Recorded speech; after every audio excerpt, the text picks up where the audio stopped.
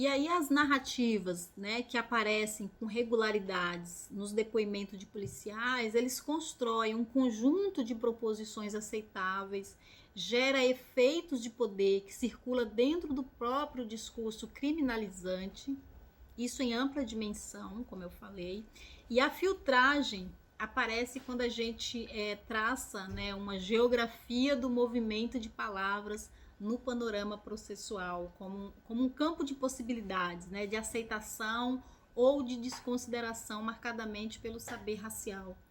É como uma teia, né, que liga todos os operadores da justiça num discurso compartilhado. Então, o promotor repete o que o policial escreveu lá no boletim de ocorrência, o juiz repete o que o promotor escreveu na denúncia, é amplamente compartilhado de forma harmoniosa. Então, a centralidade desses discursos, ele funciona como estratégia também de construção de corpos vistos como ilegais, não normativos, né, vistos como agressivos, como descontrolados, num regime de direito que toma como verdade absoluta as vozes autorizadas nos processos. E aí no Brasil tem muitas condenações e prisões injustas, né, ilegais, que eu posso dar como exemplo. Por exemplo, há muitas prisões que a mídia de esquerda tem denunciado. A Ponte Jornalismo é um instrumento, né, de comunicação que tem feito esse trabalho em denunciar as prisões injustas e condenações, basicamente pelo reconhecimento de testemunha, né, seja da vítima ou de policiais, a partir do reconhecimento por foto em delegacia. Recentemente, por exemplo, a Ponte denunciou, né, que vazou no WhatsApp da polícia e num bairro nobre de São Paulo, fotos de pessoas, né, de supostos suspeitos que circularam em WhatsApp, em que eles apareciam segurando cartazes, né, com seus nomes, seus dados pessoais, a data da prisão, o artigo em que foi enquadrado, e isso circulando no WhatsApp. Então as pessoas poderiam fazer o reconhecimento dessas pessoas através dessas imagens. E a partir disso tem-se uma investigação, uma denúncia do Ministério Público e uma sentença de juízes, né, a partir da foto. O curioso é que todas as pessoas envolvidas, né, que estavam aparecendo naquelas imagens são homens jovens e negros. Então, a presunção de legitimidade na palavra do policial em depoimentos judiciais é uma das maiores injustiças sociais e jurídicas que tem no Brasil. E a atual política nacional de segurança pública coloca o Brasil como um dos países que tem a polícia mais violenta do mundo. Sem falar no país como o terceiro país que mais encarcera pessoas no mundo também. E aí é pacífico no Brasil inteiro, entre os magistrados, que a acolhida de depoimento de policiais como insuspeitos por terem fé pública é aceita. Isso é pacífico no Brasil inteiro. Ainda que a redação da súmula 70 do Tribunal de Justiça do Rio de Janeiro, que prevê depoimento de policiais como fé pública, como aceitos, não esteja articuladas em termos raciais, os efeitos negativos de decisões com embasamento em depoimentos policiais, eles recaem, né, sobre a população majoritariamente negra, indígena, as populações ribeirinhas, ou seja, a população que é alvo do sistema penal, a clientela preferencial do direito penal. Sobretudo as mulheres negras, a população LGBT negra, que cada vez mais é vítima das agências de controle, né? São as mais vigiadas, são as mais punidas, são as que sofrem mais por conta das suas especificidades de gênero. Então, a fé pública em depoimentos de policiais deixa explícito que essa é uma verdade tão sancionada legalmente que ser policial representa aí uma categoria de pessoas especiais na sociedade, né? De seres humanos especiais, os quais estão aí acima do bem e do mal, e que aos olhos da justiça são semideuses, né? E aí é assim que juízes elaboram o seu convencimento. Ou seja, a partir de diversos elementos que consta no processo e que são extrajurídicos também, porque o juiz também julga a partir da sua experiência pessoal, né, do seu lugar racialmente privilegiado, né, que pesa e que influencia também na sua decisão. As decisões para manter uma pessoa privada da liberdade enquanto aguarda o julgamento, né, isso é baseado também em múltiplas determinações, as quais estão essencialmente ligadas às categorias de raça, de classe, de gênero, de identidade de gênero.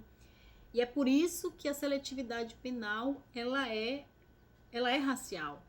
Ela tem um viés, ela é constituída pelo viés ideológico de quem opera estas agências. A gente tem que lembrar aqui que 77% das pessoas que compõem o Ministério Público no Brasil são pessoas brancas, são homens brancos.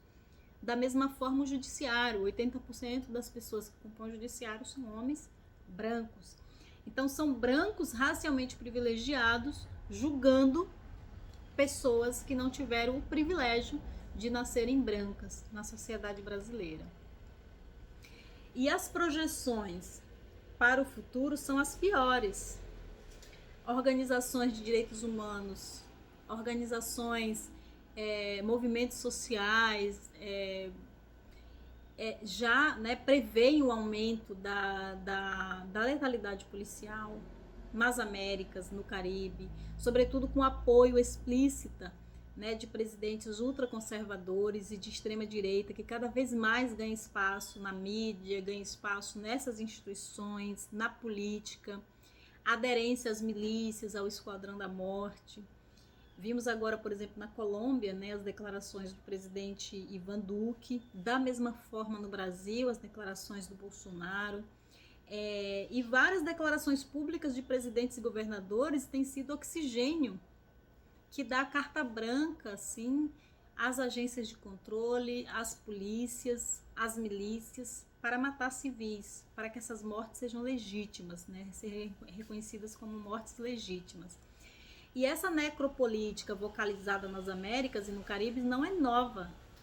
Ela agora ganha novos graus de crueldades, né, de fascismos, de racismo, com o crescimento da onda conservadora, racista, patriarcal, neoliberal, né, medidas de segurança pública que militariza cada vez mais as nossas vidas, os territórios, e que isso recai de forma muito mais cruel e perversa, sobretudo, né, contra as mulheres, contra os grupos muito mais vulneráveis na sociedade, né?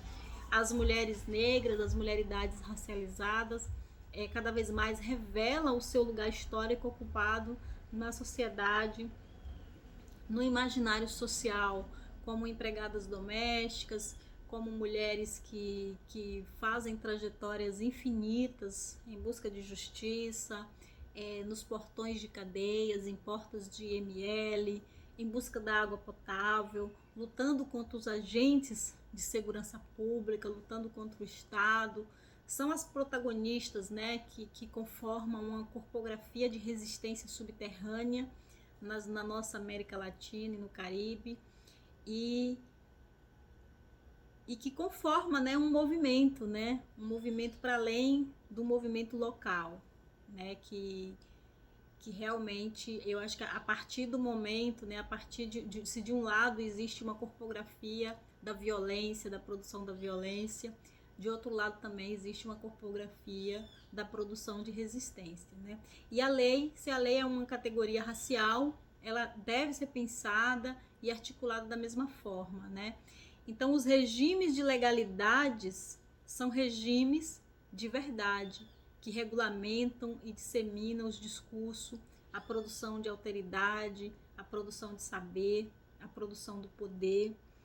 E aí é por isso que raça, gênero, identidade, né, a corpografia da resistência, né, que conforma a resistência, ocupa um papel central na construção da verdade oficial. É a partir daí que os organismos, né, o sistema de justiça produz a sua verdade, a partir de corpos racializados. Tanto na fase policial, quanto na fase aí de desdobramentos de sentenças, como no filme, no júri, na declaração de uma sentença de morte ou na sentença de prisão. Em outras palavras, constitui-se em categorias de impacto mortal na produção da verdade jurídica. Ou seja, identificar os critérios, né, os elementos, os discursos, as práticas, as relações de poder que permeia o fluxo na produção da verdade e da inocência é pensado, é articulado a partir destes corpos. E o racismo estrutural, por óbvio, ele estrutura tudo isso, né? Ele é o centro, ele é uma variável substantiva entre quem é acusado e quem é operador da justiça, numa base de sustentação que tem nas suas pilastras a matriz escravocrata e classista, né?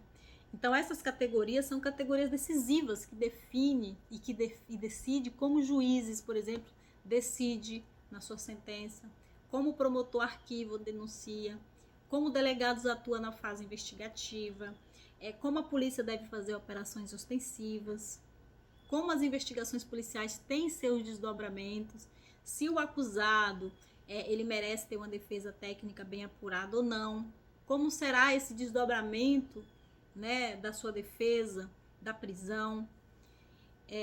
E um olhar fundamental no documentário é justamente a narrativa de familiares, que nos permite enxergar que as estratégias subterrâneas, né, na luta pela memória, pela justiça e pela reparação, ela vai muito além do viés penal.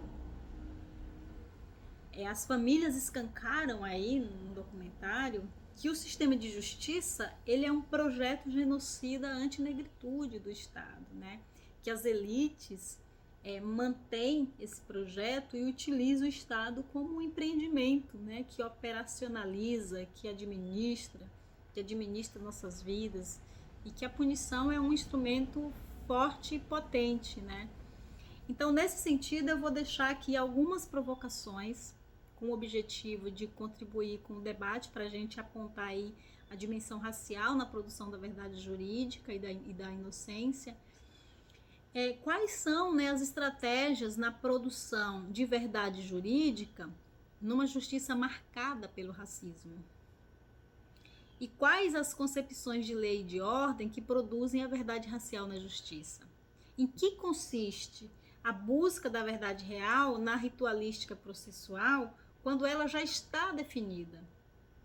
E por último, como é que nós podemos racializar a gramática jurídica utilizada pelos operadores da justiça na produção de verdade real em sociedades em que o racismo não é legível, onde predomina, por exemplo, o mito da democracia racial? Agradeço a todos vocês e vejo vocês no fórum de discussão.